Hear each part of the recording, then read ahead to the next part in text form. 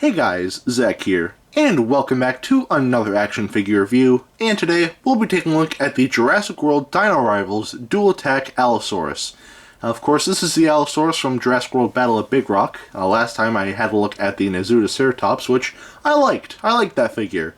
This figure, on the other hand, this figure breaks my heart. Mainly with the sculpt, but we'll talk about that.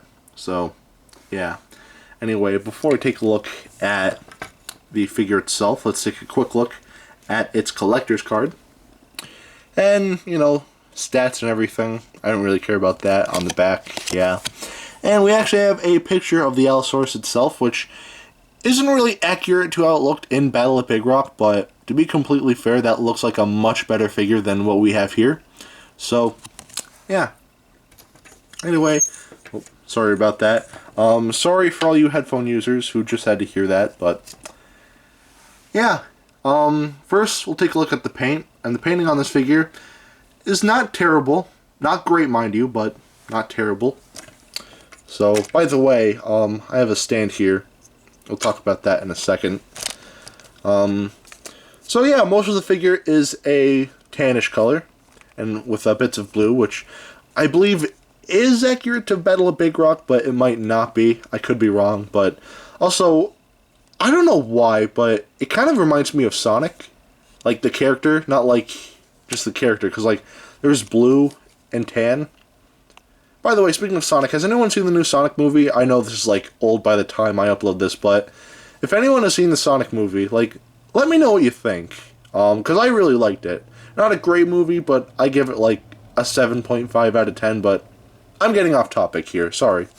But, yeah, most of the body is tan with blue on the back. The eyes are painted yellow with blue pupils. Let me just adjust this really quick. They did the same thing with this figure as they did with the Quetzalcoatlus, where they just had, like, yellow, and there's already blue there, so they just, alright, you know what, let's just, not paint the pupils and just give it, like, blue pupils, which here it doesn't look too bad because it's already a dark color, so you can, like, you know, not really tell all that much, but you can still notice if you look closely, so yeah, not a big fan of that, but anyway, the teeth are painted a bonish white, which for the most part look fine. There are some bits here where the teeth don't look great, but you know, overall, the teeth look fine.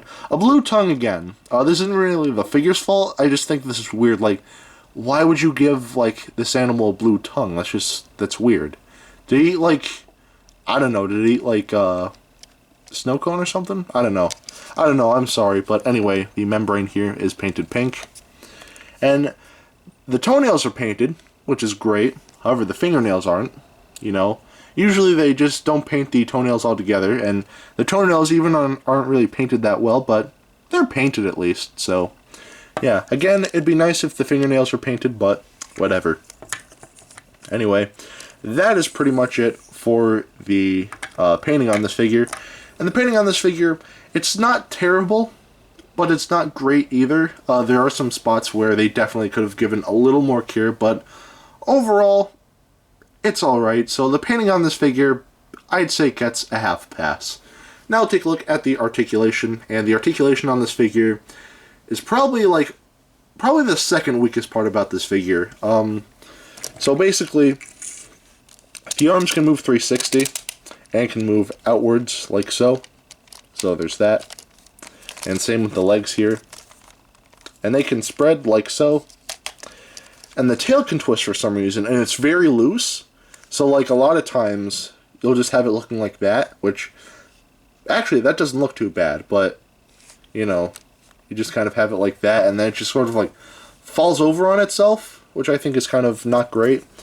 So, yeah. Anyway, the dual attack feature, this figure chomps, which I do like. And this is actually something I do like. This button here, the claws do stuff. It's not like with the tail where it just, like, you know, shakes. This figure attacks with its arms, which is how it should be. Like, for dinosaurs, like, the reason why they have tails is for balancing.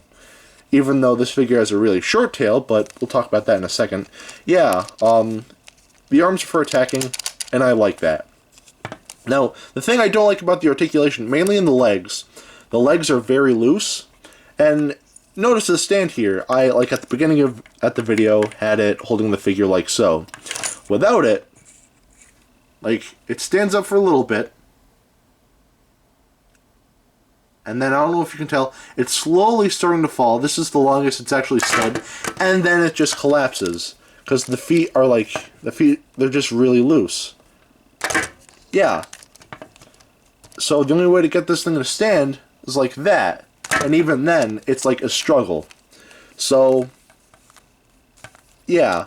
What also doesn't help is the short tail, but again, we'll talk about that when we talk about the sculpt. So, yeah. The articulation, not terrible, but if the joints are tighter, then I'd like the articulation a lot more. So the articulation, again, I'd say gets a half a pass.